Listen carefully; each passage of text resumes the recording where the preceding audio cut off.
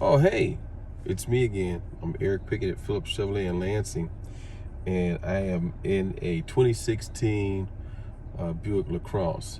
And as you can see, the seat settings is all out of whack. I'm not really this tall, and I really don't drive forward like this. However, this car has the convenience of setting memory seating on the seat.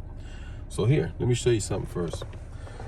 These switches on the side here will allow me to set it, but I want to reset my seat with my switches on the side here. Let's see if we can get this to play around a little bit. Yeah, here we go.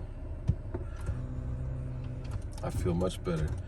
And then simply to set it with the one remote, I can press set, I hear a beep, and I choose the option quickly so I can hear the double beep. Sometimes it take a little too long, it won't double beep, but the first set is beep and the second one is double beep, and now it's set. There's also another setting for this in the settings. Let's take a look at that real quick.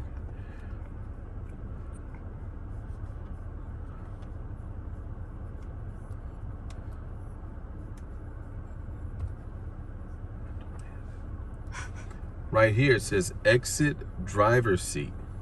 So I've set my setting to memory seat me when I get in with this remote. However, my exit driver's seat setting, if I turn that on, when I shut the car off and I get out, it's gonna move back and allow me to step out. There's some fancy things going on in these cars.